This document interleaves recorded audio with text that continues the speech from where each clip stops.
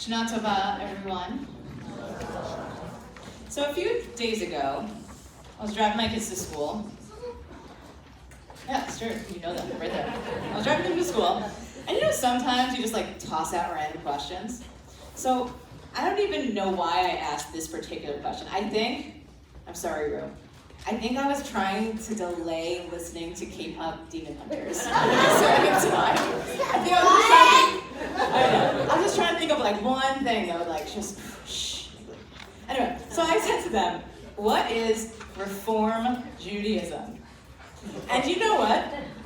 My wonderful, brilliant children who are ages 7 and 6, see I didn't fall for it this time, already know more about Judaism than I think I knew my bat mitzvah. These are my kids. And you know what they said to me when I asked them this question? I've never heard of that. What is Reformed Judaism? No, Mommy, I've never heard of that you're making it up.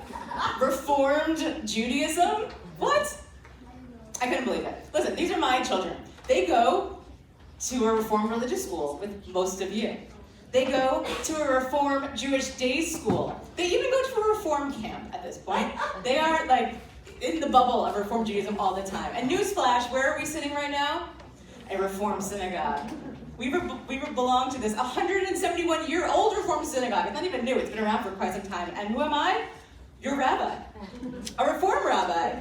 The one in charge of education here. So you can tell why I was surprised when my children, who I raise and talk to all the time, fair, we talk all the time, had no idea what Reform Judaism was. So you know what I said to myself? That's going to be my highlight. Because I was like, maybe some of you don't know what it is. Or maybe some of you kind of know what it is, but you're really not sure. And I was like, you know what? It's worth it. Let's have a conversation. Because it's kind of like that David Foster Wallace story. An older fish swims by 2 younger fish and says, "Morning, boys, how's the water?" And the younger fish look at each other and ask, "What's water?" When you're fully immersed in something, it's easy not to notice at all what's around you.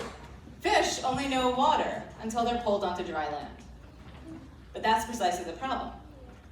We actually need to be conscious and critical thinkers about everything. I'll get to it, but that's one of the definitions of being a Reformed Jew. Especially the basic realities of our lives. Education is not about me filling your brains with all the things I think you need to know. It's about developing the capacity to understand the water that we're all swimming in.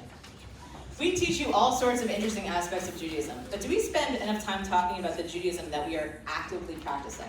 So, what's Reform Judaism? Any answers?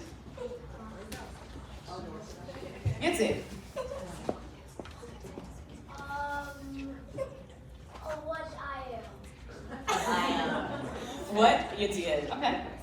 Yeah. It's having a chance to make up your own mind about whether or about what rules you should follow, what rules you shouldn't. All right, I'm going to pause you, because that's like 90% of the sermon. Any other answers? Reform Judaism. Okay. So over 200 years ago, there were some Jews in Germany. And they had a dream. They wanted to be active, proud Jews, and also full participants in German society. They wanted to study science, philosophy, history, and art, while also studying Torah, celebrating holidays, praying to Adonai. That might not sound unusual to us, because we do that. We live in the rest of the world, and we also practice our Judaism. But at that time in history, Jews were often not allowed to have certain jobs or go to certain schools. Jews often lived separate from everyone else, and there wasn't a chance to be part of German society or British society, right? And also be a Jew. Now, 200 years ago, Jews began fighting for the wider world to change and make space for them. And also, importantly for us, through the process, Judaism itself changed. It adapted so that people could live Jewishly in a modern world shaped by science and technology and shifting social values. Reform Judaism was born from the belief that Judaism has always been evolving. I'll give you an example. In the Torah, when it talks about Yom Kippur, how do they celebrate? Yeah, they bring some goats to their temple. And then I won't tell you what happens with the goats. But can you imagine if you guys showed up for goats? We have no goats anymore. Judaism has changed. Judaism has always been changing. So the Reform rabbis 200 years ago said, you know what? I think it's time for it to change a little bit more. Okay, before I'm like losing some of you already. This is great. Perfect timing, because I have a little bit of a game. It's not really a game, but it's one of those things that seems like a game. Myth or fact? I'm going to say something. You tell me if it's a myth or a fact. Okay. Orthodox Jews are more Jewish than Reform Jews. Oh, I heard one fact. That's definitely a myth. The truth is that if you were born to a Jewish parent, or if you convert to Judaism, you are just as Jewish as anyone else. Mazel tov. Okay, next one. Reform Jews, and I hear this from a lot of people. Reform Jews are bad Jews. Myth. Judaism teaches that what truly makes someone a bad person is doing real harm and refusing to atone or ask for forgiveness. So if you murder someone, yes, you're probably a bad Jew. I'm sorry. That's a moral failure. But if you drive on Shabbat, I don't think that makes you a bad Jew. So we're not bad Jews. We are awesome Jews. Okay. This one's a little trickier. Reform Jews don't follow Jewish law. True. Okay, I heard myth really strongly first, and then I heard, okay, maybe some. So this is a little bit tricky. Now, I could take you up to my office right now, and this is very boring, so you're not going to want me to do this, but I could take you to the place in all of the books, the Talmud or the rabbinic codes, where every single prayer we're saying tonight comes from. Everything we do is part of Jewish law, all of our rituals. But we don't follow all of them. We make choices, as Mila said, that we are able to, through knowledge, and we'll get to that, be able to figure out what Judaism means for us. But yes, Reform Jews do care very much about Jewish law, and pretty much everything we do is a part of it. Okay, one last one. Reform Jews don't believe in God.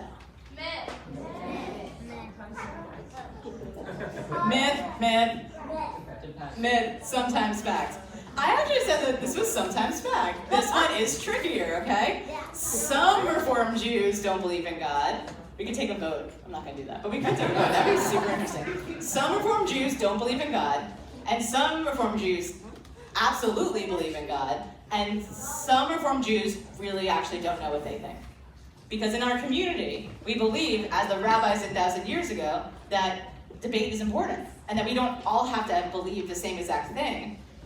We, through our own experience and discernment and our process, can believe different things. We can change our beliefs. I mean, if I were to take like a survey of the B'nai Mitzvah Divrei Torah that I've worked with kids on, about which one was like, there is no God, there isn't God, there is no God, I don't know about God, it's pretty mixed.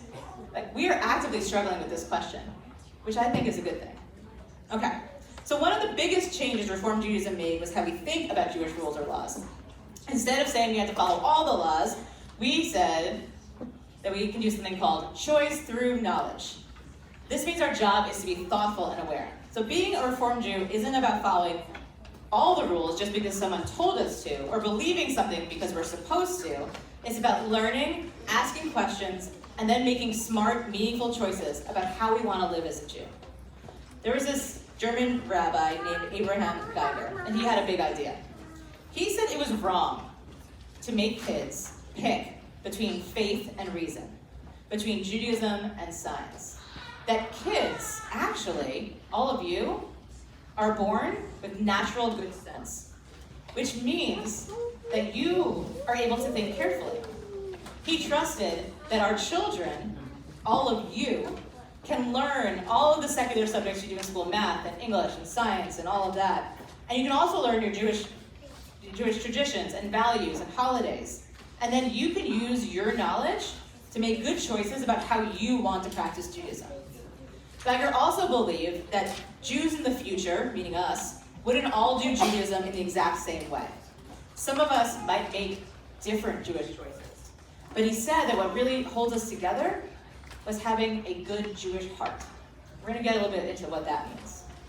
So, Reform Jews have changed some old rules. The fact that I am even on this bima right now shows a lot of old rules that are changed, because for a really long time, women couldn't be rabbis, queer people couldn't be rabbis, you couldn't all sit together, etc. But we have kept something really essential, and we have not changed this. We are part of one Jewish people. So whether they're Orthodox Jews or conservative Jews or Reform Jews, we see ourselves as all part of the same community with a shared history and a shared sense of right and wrong. Reform Jews, instead of putting the laws and all of the practices at the center of their Judaism, they put something that you know a lot about. They put Tikkun olam, the idea that we have to fight for justice and fairness. And that was what Abraham Geiger meant by having a good Jewish heart. So, Tikkun olam, this work of repairing the world, has been our heart for a really long time. The first Reform rabbis of Germany taught that we should listen to the voices of the prophets in the Bible, who says that God wants us to care for the poor, the stranger, the oppressed. And here in America, Reform rabbis have carried that same message into the struggles of their times. Did you know that Rabbi David Einhorn, a rabbi 150 years ago, spoke out against slavery, and he risked his life. He risked his life and went to jail too, in order to speak out for the rights of those who were enslaved in his state. And then there was Rabbi Stephen S. Wise, who during the Great Depression fought for fairness and dignity for workers and fought for economic justice. And there was Rabbi Maurice Eisendrath, who carried a Torah scroll and marched arm in arm with Dr. Martin Luther King Jr. from Selma to Montgomery, demanding racial justice. And a couple of senior rabbis ago, here at Temple Israel, Rabbi Roland Gittleson, he was one of the rabbis of his time who were speaking out against the war in Vietnam. He stood on our bima upstairs and he preached that we as Jews need to fight for peace. And that was not unradical in his time. He stood out. And our work isn't finished. It never will be. And we don't always know exactly how we're going to make change, or when we're going to make change, or who's going to finally help this world change. But each of us as Reformed Jews are a part of this process. Every generation has to ask, how can Judaism inspire us to live better lives and help make the world safer and more peaceful for everyone, Jews and non-Jews alike? I could keep talking about this all day because I think Reformed Judaism is actually pretty amazing. We study our tradition deeply. We find new and creative ways to pray and celebrate together. But here is the truth, and we're going to have an activity in a minute, so if I'm losing you, stick with me for one more minute, okay? Being a Reformed Jew is not easy, and it's definitely not the lazy way to be Jewish. Choice through knowledge means that you actually have to know something in order to make a choice. And to know something, you need to study, you need to learn, you need to debate, you need to discuss, you need to care. And making choices is really hard. I mean, sometimes it's hard to decide what you want for breakfast, right? Imagine as you grow up how hard it is to decide how you want to be Jewish and how you're going to bring it into your life. So, I want to end with an activity. You guys are all doing such a great job of not looking at your seats, but now you can. There's a white piece of paper and a pencil. And on it, you're going to find different categories of Jewish beliefs and different practices and behaviors. And I want you to turn to your family, and I want you to circle all of the things that you do as a Jew. All the things that are important. And if you want to star things that are really important or underline things that are only a little important, do what you want. And once you're done, I want you to show it to the people around you and compare to other families. Go. Amazing. I'm sorry to cut off the conversation because it seems so interesting. And I hope it was clear by everything I said that there were no right or wrong answers and no one is a better Jew because they have more things circled or not. This is just the beginning of our conversation as a community. I think it's really important that we keep asking, we keep learning, we keep talking about what it means to be a Reformed Jew. Because each of us is not just deciding for ourselves and our families who we are, we're also helping build Judaism. We're helping Judaism change. And I'm talking to the grown-ups in the room, sometimes it's kind of hard to figure out how Judaism fits into your life. It might not be obvious all the time how we're going to be raising these Jewish kids and bringing Judaism into their lives and what different things mean. So The reason we're part of a community is so that we can think about this together. We can struggle through the questions together. And we can inspire each other. So that as we move into our future, the Judaism we practice today might not be the Judaism that exists in 300, 500, 1,000 years from now. But that's what makes our community amazing. Because we can keep learning, we can keep changing, we can keep growing. And every single one of us is a part of that. Shana Tova.